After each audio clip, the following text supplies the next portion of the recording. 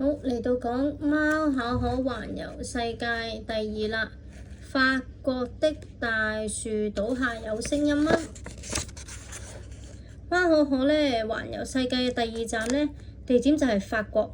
佢哋一落到飛機啦，馬上去到巴黎鐵塔去影相咯喎，仲去到一家呢花神咖啡館度食咗法國甜點千層酥，最後呢走去咗呢個嘅莫內花園度賞花喎。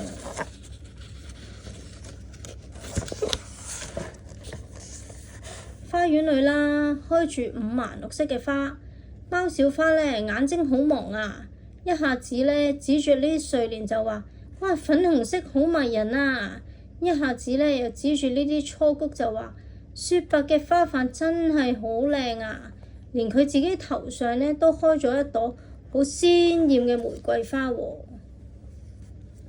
貓巧可呢回頭望咗一串串嘅紫藤，都好興奮就話：哇，好似紫色嘅瀑布啊！今日呢天氣好好啊！貓小葉呢指住面上嘅太陽眼鏡就話啦：哇，陽光太強啦！好彩呢戴咗昨日買咗嘅太陽眼鏡啫。佢哋呢邊走邊食圓形嘅小餅乾馬卡龍啊！貓小花呢繼續呢咁樣呢讚美眼前嘅雪白花海啦，睇下好似天上嘅一朵朵白雲啊，停咗喺樹上嗰度休息。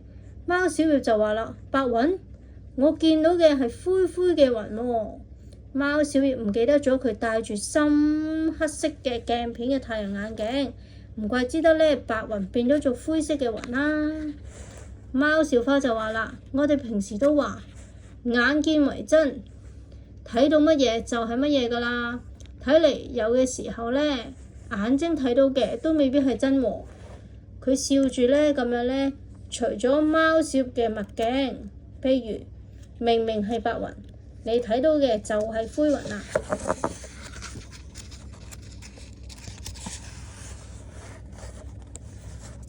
冇諗到貓小葉呢，佢好唔忿氣啊！邊個話你哋睇到嘅就係真㗎？話唔定呢，真正嘅雲其實真係黑色㗎，只係呢，我哋嘅眼睛結構好特別，等我哋以為睇到嘅係白色。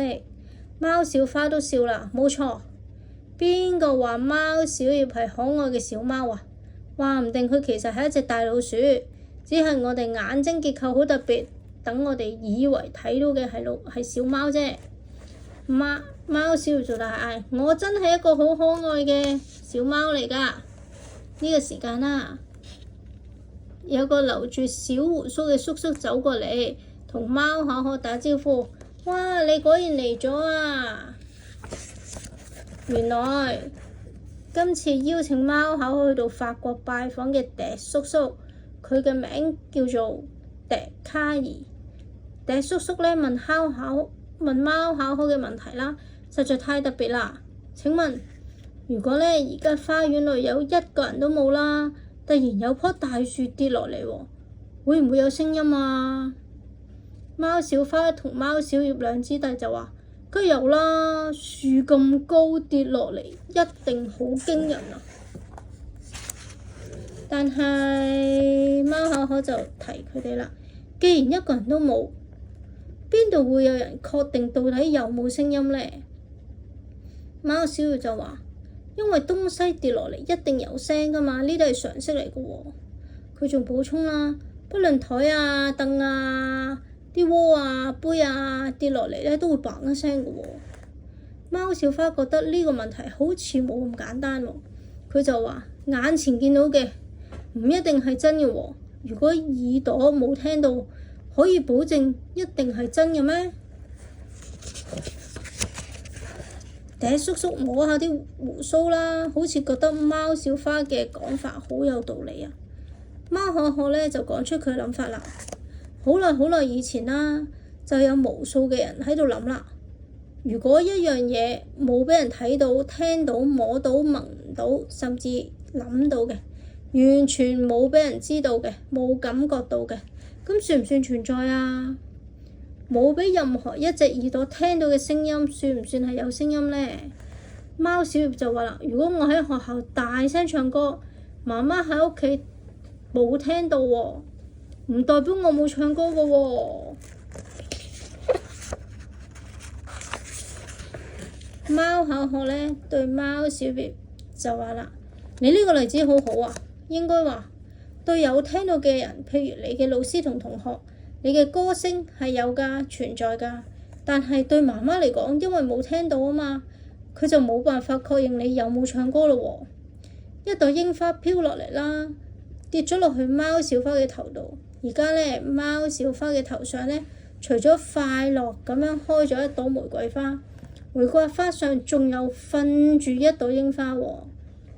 貓小葉拍拍手就話：哇！玫瑰花一定喺度諗，櫻花係存在嘅，因為我摸到佢啊。係啊，貓巧可，有冇可能有一種情況，唔需要真係聽到或者見到，卻保證一定有、一定存在嘅呢？睇嚟咧，貓小花對呢個關於有啊、冇啊、存在啊、唔存在嘅問題咧，越嚟越有興趣啊！貓小葉就立刻回答啦：我知道答案就係世界上真係有貓小葉，就算大象村嘅大象一世冇見過我，唔識我都係我係存在嘅。笛叔叔眼睛一亮，誇獎貓小葉：哇！你講出咗呢一個好犀利嘅説話。佢仲話：其實呢，我曾經講過同你一樣嘅嘢㗎。嗰句話就係我思故我在，意思係當我喺度諗嘢嘅時候，因為確定自己知道自己喺度諗緊嘢嘛，表示世界上有一定真係有正在想事情嘅我啊！聽到誇獎，貓小葉就太開心啦，頭上又長出咗一片又亮又亮嘅綠葉啦，呢度啦 ，OK。貓小花跟住就話啦：可唔可以將呢句説話改成我唱歌故我在，我跑步故我在，我瞪你一眼故我在呢？笛叔叔就哈哈大笑啦，抱住貓巧可一下故我在啦。貓小花又問：咁樣呢？我瞓故我在呢句又得唔得啊？貓小葉就大嗌：瞓覺時就冇感覺啦，唔得唔得。貓巧可就解釋啦：瞓覺嘅時間因為無法清醒咁講啊，我正在瞓覺，所以呢，就不能確定正在睡覺的我是存在㗎啦。笛叔叔就話啦：貓巧可，你果然好有想法啦。然後請咗大家呢，我頭痛啦，都係去咖啡室飲杯咖啡啦。好，呢個故事又講咗啦噃，下次我哋就講你想食邊一種美國藥丸啦。拜拜。